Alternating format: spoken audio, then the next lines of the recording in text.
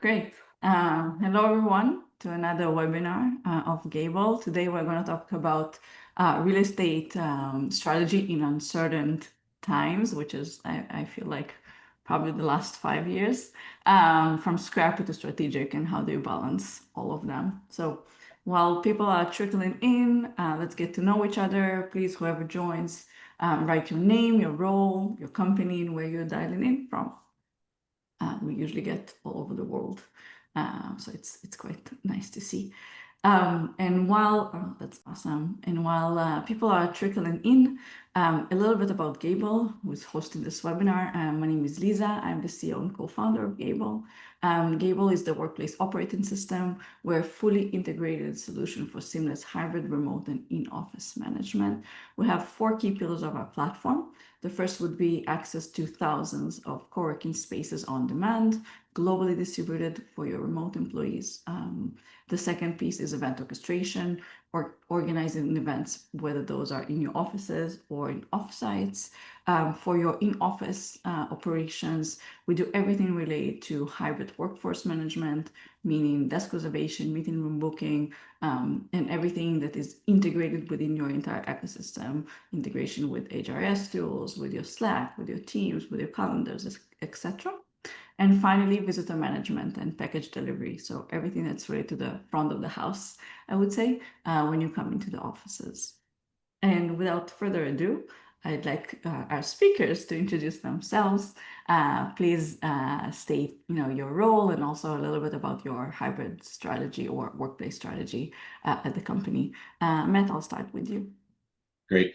Thanks for having me, Lisa. My name is Matt Vanucci. I am the Senior Director of Global Real Estate and Workplace Strategy at Hydrofacial. I've been here for almost 5 years, I think, and I oversee EH&S safety as well. And our strategy is basically hybrid.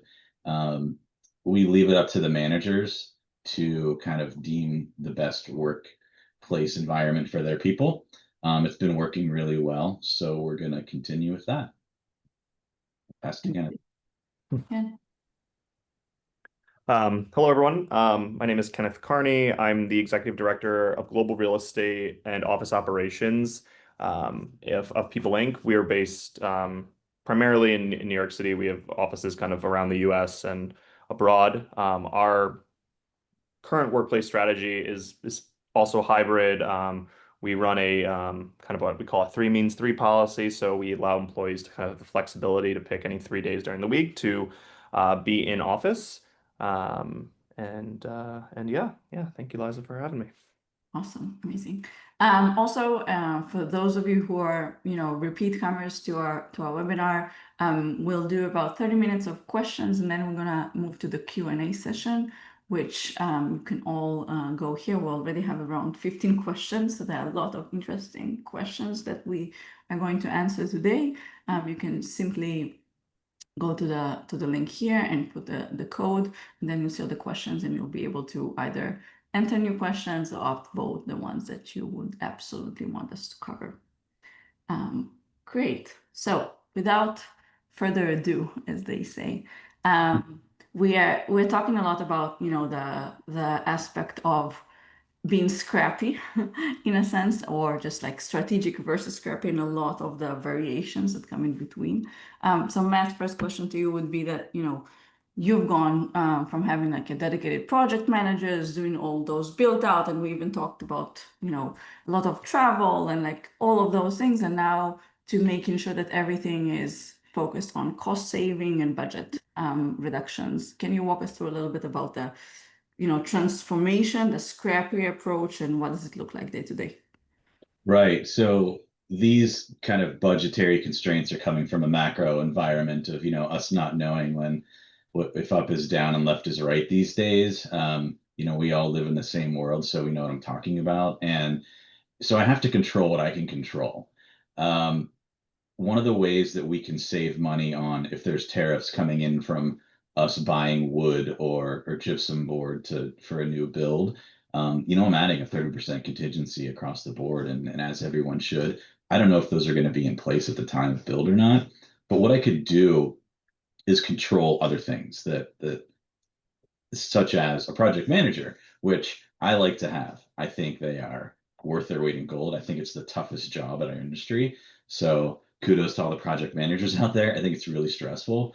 But I like those people. It's one neck I can wring. I lean on them for everything. But to save money, it's like, okay, I could maybe do that. Can I do that half as good as them? Probably. 80%, that's a win for me. So for smaller projects, I'm kind of being my own project manager. And that's an idea that we could all do. You're kind of coordinating the subs, making sure everything falls in the cadence line that you want. Will things fall through the cracks? Absolutely, which they always do. Will more things fall through the cracks? Yeah. But it's on me to say, okay, this is my first time, maybe second or third or fifth time doing it, but I can do this too. So I know enough to do this, kind of eliminate that imposter syndrome a bit that we all kind of have and say, like, I'm an expert here. Like, why don't I just prove it to myself and my organization, save us some money? So in the office, we're doing things day to day, like instead of, it's ant season right now in Long Beach, our headquarters, and they're coming out to look for water. Instead of me calling Orkin every day, our guys are trying different web methods to, curb our ant population. Does that always work? No, but I'll go a few different iterations of that before I call the vendor. We'll do a lot more painting in-house. We'll do, power washing. We bought a power washer, so I don't have to have our power washing company come in quarterly. Like our guys, our maintenance engineers do that as well. They do the power washing, the building and the parking lot. So we've also bought like a floor scrubber in our warehouse. Our warehouse is immaculate. We're a beauty company, so I need to keep things at 100. And we now control our fate on how our warehouse looks. And those are some of the things we're doing. Yeah, and some of those things at the end of the day, like you said, are empowering, right? Like you control your fate is a really big statement. Yeah. Thank you, Matt. And Kenneth, I wanted to follow up a little bit on what you mentioned in terms of your workplace strategy. So you mentioned 3 days in the office, and everyone, can choose their days, but also you are cutting space by around 60%.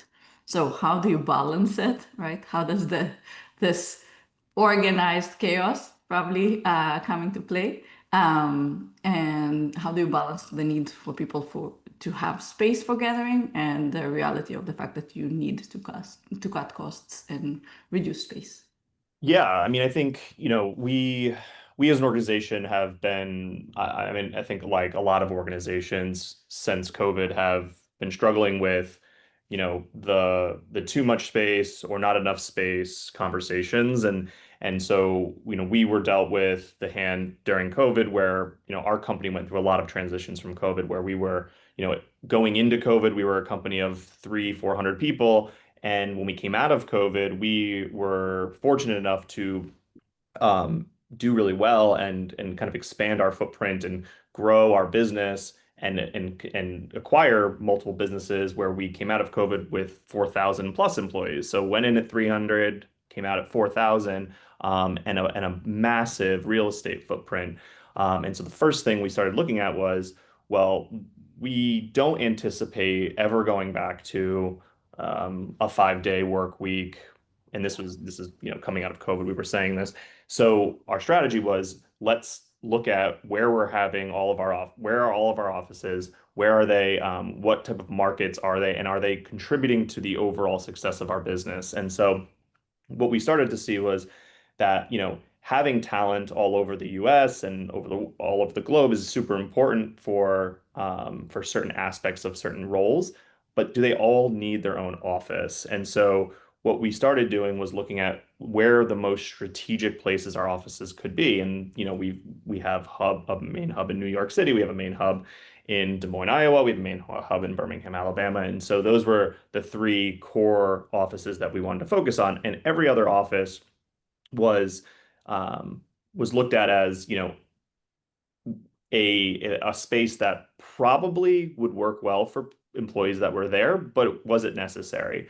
And so over the last about 4 years, what we've been doing is looking at ways to consolidate or close those smaller footprint offices. And so the 3 means 3 is what we deem for what we classify as our in-office employees, and they're highly concentrated in the New York, Birmingham, and Des Moines areas. And then all of the other offices, if we still have a standing office, which we do, we have 13 offices internet or in the US, we would then look at like, okay, how do we optimize those spaces because they're much smaller and maybe we can't accommodate the three means three. So we play around with the strategies based on market, but the kind of the overall strategy for the company in the core markets is that three means three, and it's been working. But the landscape is shifting. We're primarily based in New York City, and every company around us has moved away from hybrid and more towards 5 days in the office. And so we have not pulled that trigger yet, and I don't anticipate that we will anytime soon, but the pressure is there. So, the days of where I was consolidating and making offices more efficient and more collaborative, or you're starting to think about the strategy. Well, if they pull the trigger and we're going back to 5 days, how are we going to optimize these spaces? Because even in our largest markets, we're not equipped for a 5 day work week. So, we're kind of balancing back and forth and trying to understand, where we are going to be as a company, in a year from now. Yeah, and I like what you mentioned, because at the end of the day, there is a macro strategy, right? Of, the 3 days a week, but you're still optimizing for specific locations, business units, and I actually really like the idea of, what's really contributing, right? And then we create a policy around that. I think is really smart. And we see this all the time. Plus, fluidity is key in that sense as well, right? But it's really cool to see. Thank you, Kenneth. Matt, question to you. A little bit about data-driven approach versus intuition, I would say, right? So we hear a lot, show me the metrics, does the data show it? But some of the things you cannot really codify with data and quantify. So from your leadership perspective, you want to, everyone must be here, then to a culture of why you're really here. Do you really need to be here? Like, what's your goal to actually come into the office? So how do you use data to guide organization to be in a more thoughtful approach, I would say, towards being in person? Sure. So yeah, you're right. We did have a leadership that at first said, I want you in here 5 days a week. And that was just the culture. Everyone just did it. During the pandemic, we were all masked up and we were in there. It was normal. It was fine. And then we had a leadership change and they said, why are you here? Like, where do you work best? Where are you comfortable? So it really was a shock to the organization, to be honest, more than I thought it would be. Because I kind of go with the flow. And as a workplace advisor, I live in this world, but I have to remember that other people don't. Like they're just in finance or accounting or whatever, and they don't live this and breathe this on a day-to-day basis. So what we did was we said, well, let's ask what they want to do, how they're feeling, what would make them work best.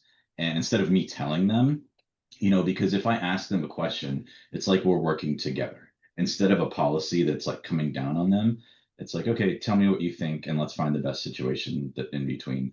So what we did is we have a Gallup poll that everyone probably does. And we asked very specific questions about return to office and what people would like to do. And it was the kind of like graph that we always see where a lot of the people were in the middle here, the answers, but then there was a few outliers of I like 5 days a week, I like fully remote. So we knew who was going to be on the outliers, and for good reason. Like if they didn't have to come in or they lived 60 miles away from the office, great, stay at home. You do great there already. If you want to come in, let's make that accommodation. So we kind of did what's best for the organization, and I think that everyone should look at your own organization as well. I mean, don't look over the fence too much with this. Maybe to a neighbor that's the same size as you, compare best practices, but this is a one organization fits one kind of thing.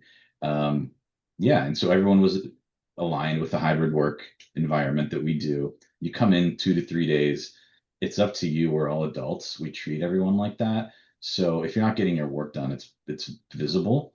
And then we could talk about that. And those conversations are few and far between that I know about. So it's worked well. And to kind of bolster in-person experiences, we have quarterly events that we do now. We kind of do the off-site as the new on-site thing. I've, we do little things like bingo and popcorn Thursday and Hispanic Heritage Month. And, we've added a YouTube TV subscription in the break room so people can go watch football and whatever. It's for me pretty much, but, I say it's for the business. And, one thing that I said when we all started this like return to office hybrid remote thing is I want the managers to know how to manage their hybrid workforce and remote people because it's different. It's not like you see them at their desk every day. These people could be taking naps and things. So you need to know how to manage these people at home. It's a different kind of thing. So yeah, that's what we're doing. So two things that I really like that you mentioned. One, we treat people as adults, right? Like if you don't do your work, it shows. It's really true, right? Like you cannot hide. At the end of the day, you measure there. If you have very clear goals and KPIs per every team or every person, it doesn't matter what they are. Like there will be a question of where do they do their work best, which was the question from leadership, right? Like where do you do your work best? So I actually I really like that, and I think that the intentionality piece is a good one, right? And I think it actually really relates to Kenneth, the policy that you have, that three means three. At the end of the day, you don't mandate, plus you don't, I mean, like you don't mandate specific days, plus the fact that, every team is a bit different, and you talked about this. And I think it's really important that there is no one size fits all. I think that's the blessing and the curse in some sense, right? So curious from maybe your perspective a little bit about, office optimization and strategy that you talked a little bit before is, you shifted from a standard office, open office, and you talked about a lot of offices that you basically inherited, right, as part of all of these acquisitions, into really tailoring spaces around specific teams, right, like sales, engineering, publishing. Is there any interesting like data and insight in terms of, how these teams work? That drove this decision, and how do you measure that this is the right decision? I would say to continue like that. Yeah, no, I think, the one thing I will say, and I'm sure Matt would agree with me on this, is, th there really is no right decision, right? Like any decision we make has some benefits and it has some disadvantages, especially now. But I think what we saw was, again, pre-pandemic, pretty much our entire office layouts were very similar. Every single person, sat out on a desk and worked on, had a monitor and a keyboard and was completely fine.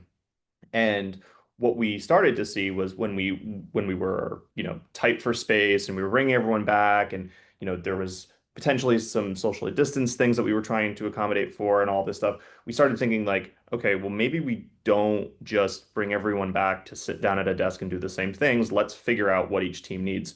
So the thing that I did, rather than going out and trying to like use another company to kind of tell me what to do, what I did is I brought all of our business leaders together and I said, look, we're going to come back to the office and we need to figure out a way that all of your teams work the most efficiently. Because if we are telling people to come back, we don't want them to come into the office and be heads down and just focus on working on their computer and taking remote meetings and all these things if that's not productive for them. So we sat down and the sales team had their own opinions, like, we don't really even need a desk. I just want to sit, we can sit on a couch and work and talk. And then, if I'm on a sales call, I just won't be in that day and I'll be, out at another organization. And then my engineering leaders were like, well, if I have my teams in, they need a desk, three monitors, they need, headphones, they need quiet space. They can't be near a sales group. They can't be near a cafeteria or, a conference room that's actively in use. They need more quiet space. And, we want, that's what they need to work. And I was like, great. And then, and then like all of the, and then everything in between. So we had one extreme from the sense of like our engineers to our sales folks, and then everyone in between has some combination of that. Our editors, they need some heads down time to edit, but some other times they need to be meeting with, with their writing staff or with, their GMs of their brands and stuff and so on. So what we tried to do was kind of tailor each of the what we consider our neighborhoods to kind of fit those types of teams. So we have sales neighborhoods, and we have engineering neighborhoods, and we have marketing neighborhoods, and we have finance areas, and we have like the facilities areas, and all those things. And so each area is similar, but there are some larger differences that really depend on what those teams each need. And it's been working really well. I mean, is it perfect? No, because it's not a perfect puzzle, and certain teams get put next to other teams that don't necessarily work as well together. We, um, but it's kind of an ongoing process of continuing just to listen to the business. And I think the biggest thing that I've learned through all of this is like if you try to go into a meeting or into a strategy session where it's like this is what we're going to do and this is going to work, it's never going to you're going to be met with so much resentment and resistance from the business. So it's more of like, again, bringing people in of certain levels to kind of help see their point of view of how their teams effectively work, and then kind of try to try to implement that accordingly, as best as you can. That's awesome. And at the end of the day, it's very similar. I'm sure Matt can relate as well. It's like, when you manage people, right? You don't want to just land on them. This is what we're gonna do and that's it. Especially if, we're not kids, right? So that's a little bit part of that point as well, which I totally relate. I think part of probably the challenge, and Matt, this is maybe a follow-up question to you on that aspect, is you might be stuck in some like paralysis analysis, right? It's like, okay, so many opinions, everyone wants different things, but how do you make sure that you keep bias towards action and a bit of even iterating towards a specific, like, I have an assumption, this is my point of view, how do I run fast and break things, as they say? So curious to get your perspective, man. Yeah, I talk a lot about action actually. I think that we are bombarded by vendors and LinkedIn with software that we can use, and it's good stuff. Um, but there's so much uncertainty in what we're doing and what we're solving for that it can get cloudy, and we could swirl with a lot of that. So and I'm guilty of that too, where I'm just like, do I need this desk booking software? Do I need this little tool over here? Do I need this? And so it's like, okay, take a step back, and it's like, what does the organization need? Like, this is a bright, shiny new thing that I could use and looks cool, but do I really need it? So I think I needed to eliminate a lot of swirl from me. And that led to me looking at I kind of didn't look at a lot of those advertisements and things. I'll pick up your call if you call me and want to give me a demo. I do like to know what's out there, but when I do demo a software that I reach out for, I will ask very specific questions, because I don't want to waste their time, I don't want to waste mine. And those questions are kind of tailored to my organization. So I'll know like right off the bat if someone is trying to sell me something or if they can actually help me. Yeah. And so definitely look at your options out there. I'm not saying this is all bad stuff that's coming at us, but know what your organization needs first. Don't get caught up in the swirl. You don't need what Apple needs, I guarantee you, and be decisive. Like, again, trust yourself. Like, we are subject matter experts. And at the end of the day, people trust us to do our jobs, and you should do that. So choose one. Like Kenneth was saying earlier, like, it's not going to be perfect, but iterate along the way. Nothing that we're going to buy, no software is perfect. Yeah, like for an example, I was going down a rabbit hole of desk booking software, and the ones where they had sensors on the desk or sensors under the desk or sensors above the desk and things like that. And I'm like, okay, I would have to buy these. They would have batteries. This one's don't have batteries. Do I really need this in the end? It's like, no, I don't need this. So I just kind of scrapped the whole thing and wasted a bunch of time, but that's just an example. Yeah.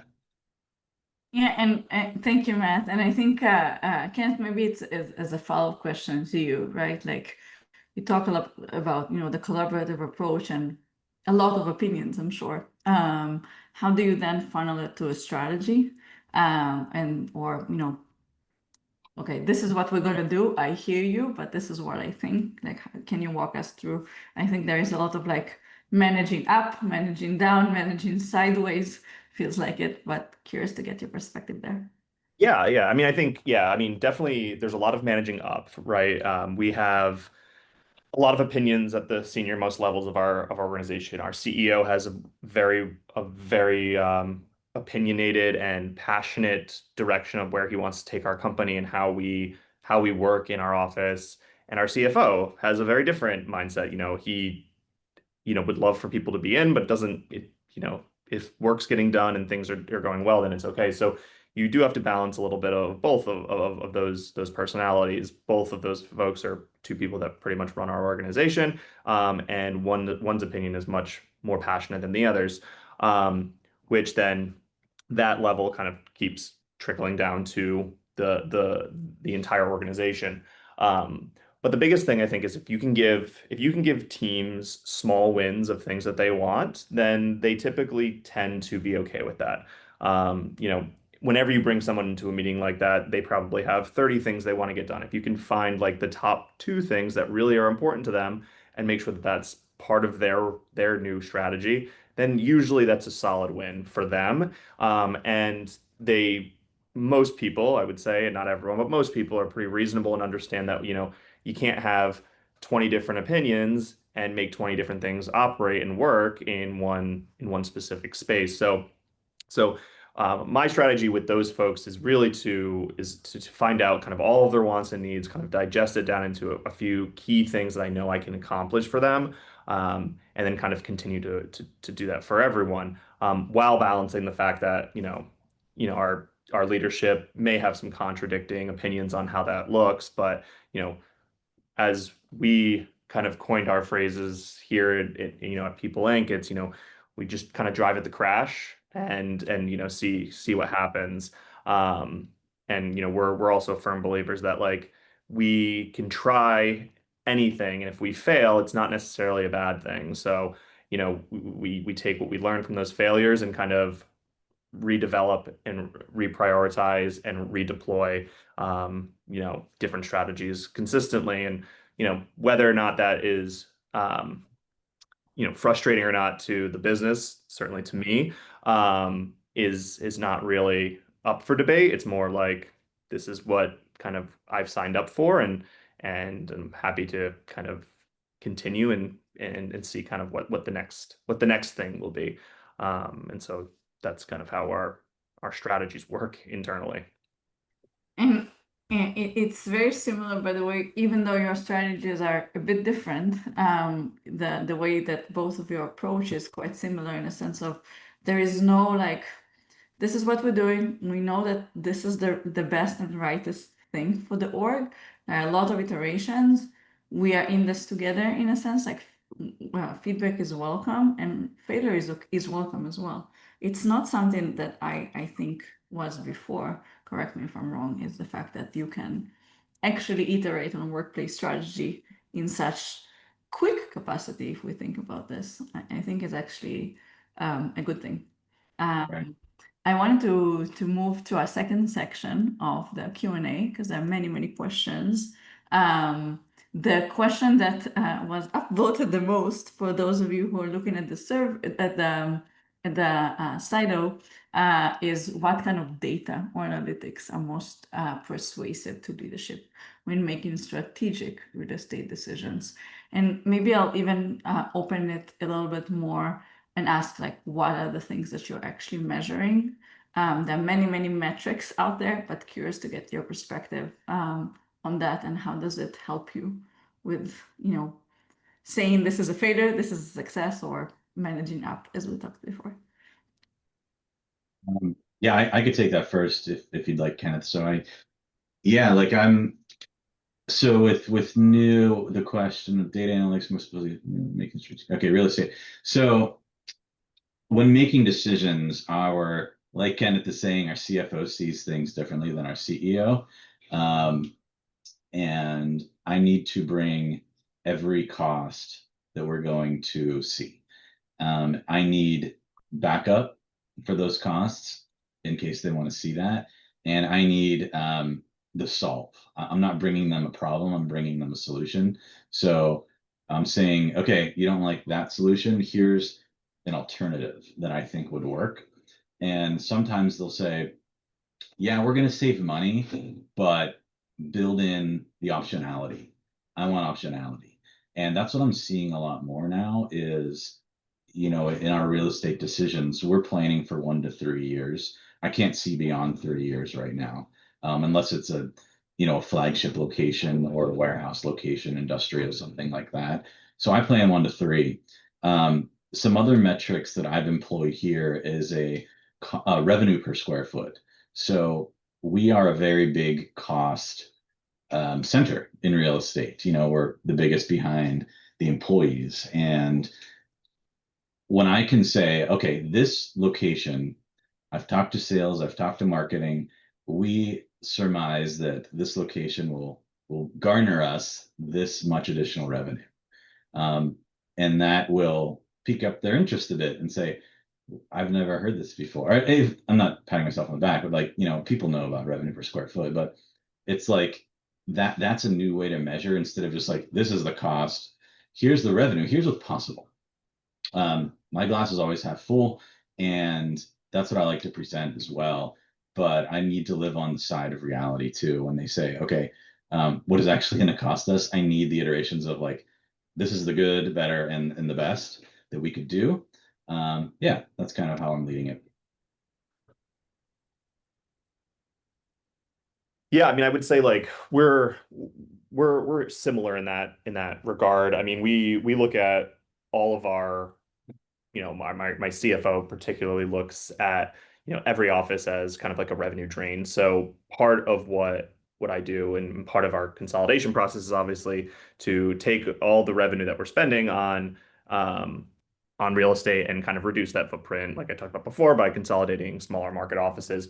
But the other thing that we've really started to lean into, and we have a benefit that not a lot of companies have, but being the type of company we are, we have, and the sizing of the offices are, is we actually can try to reduce our cost center as much as possible by promoting and managing. We have like event space, so we have a ton of event space within our New York office, with our Des Moines office, and our Birmingham office, where we can.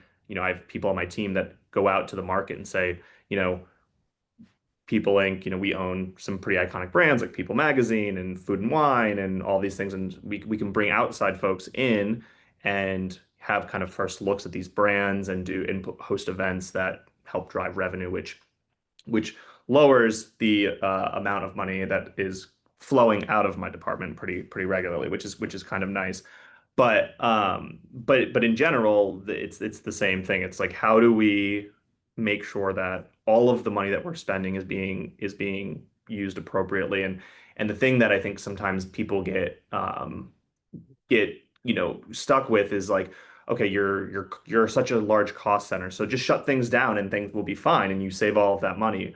But the other thing is knowing that, like, okay, what is the economic impact of shutting that office down, and will you lose that revenue per square foot that Matt was talking about? So, just because you can save $1 million a year by closing this office over here, you may have to spend another $1 million or $2 million somewhere else to accommodate the fact that this office no longer exists. So it's the consistent juggling of like all of the impact that happens, and it's kind of like the butterfly effect. You click one thing, and there down the road in a year from now, you're like, man, I should have just paid that $1 million a year to keep that LA office open, and now look at where we're stuck with. So it's important to understand all of that about each office and kind of what they contribute to the company's overall strategy to move forward. And even if it's revenue drain, what seems like revenue drain, it can actually be a revenue gain.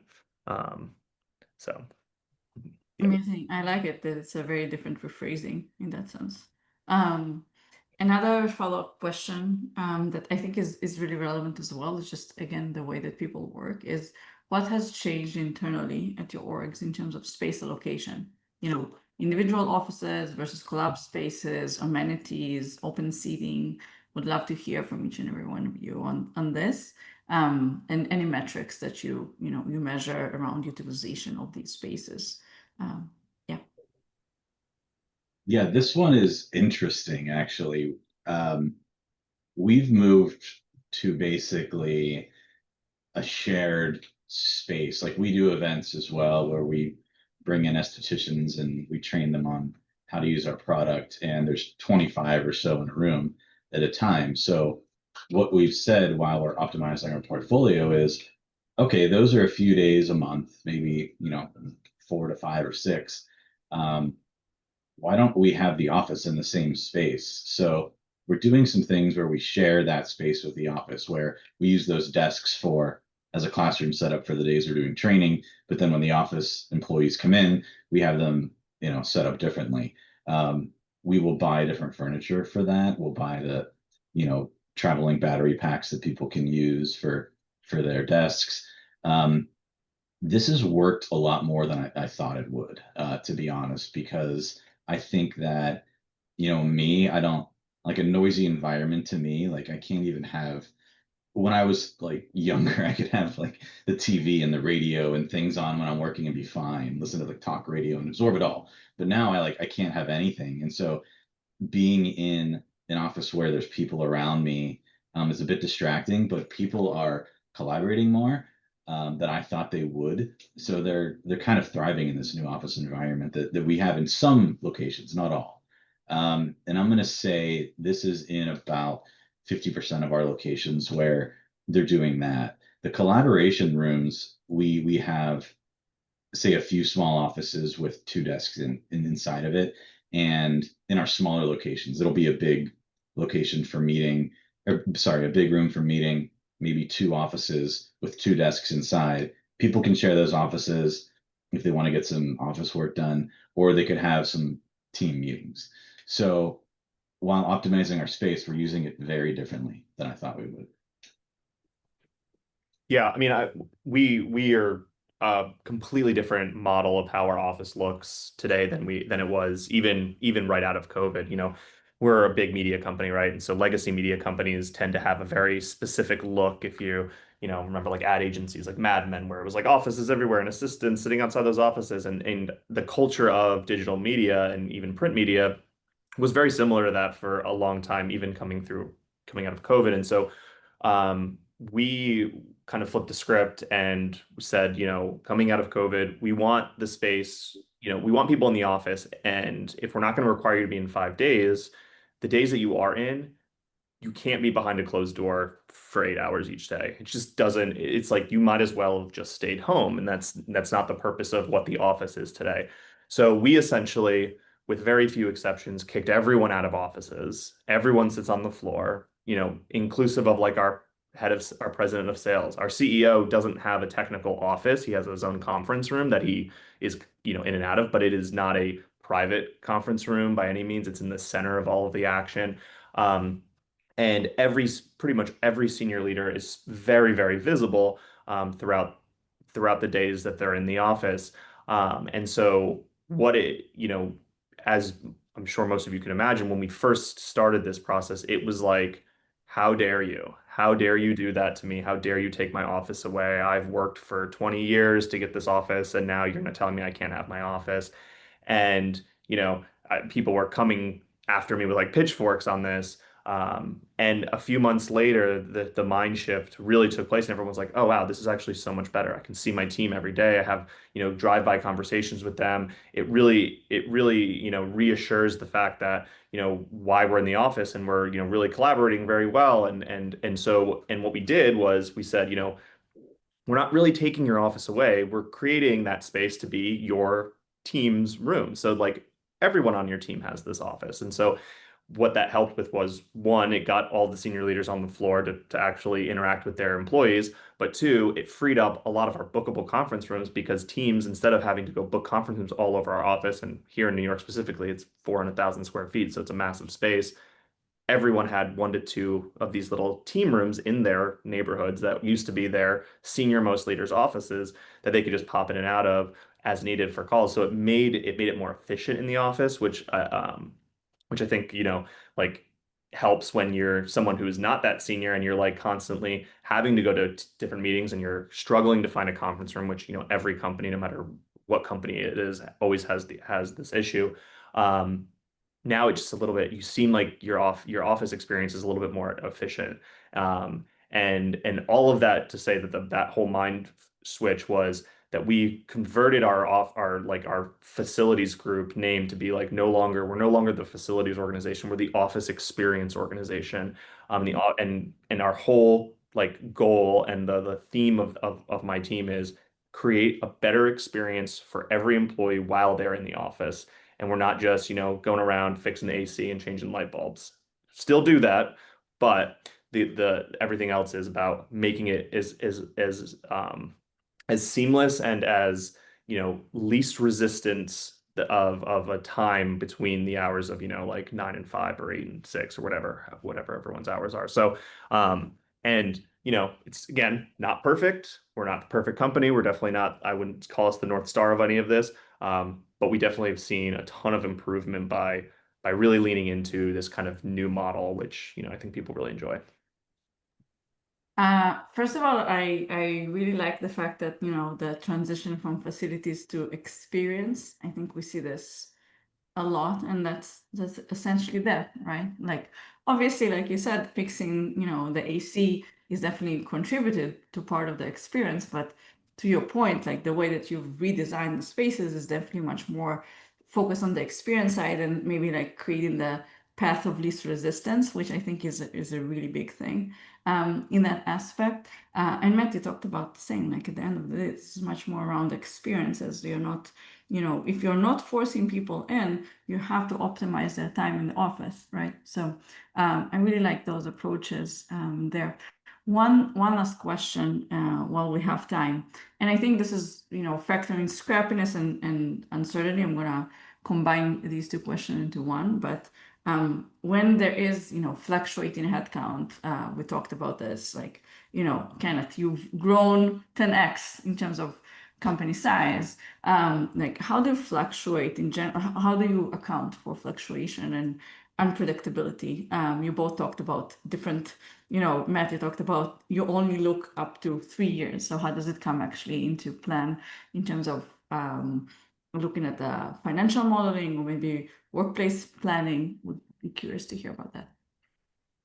Yeah, I mean, I would say for our company, what the model has really shifted from like us being just a service center for the organization to being a a leadership organization and having a seat at the table and helping make and drive decisions that leadership is doing from a company strategy standpoint. So like the real estate was, it's always there, it's always been there, but it's always been almost an afterthought. Like again, we're a digital media company. I think when we're looking at buying other companies or selling off companies, we're not like, before it wasn't like, like should we consider this because we're gonna lose an office in Stamford, Connecticut? And it's like before it was like absolutely not. We're just moving forward.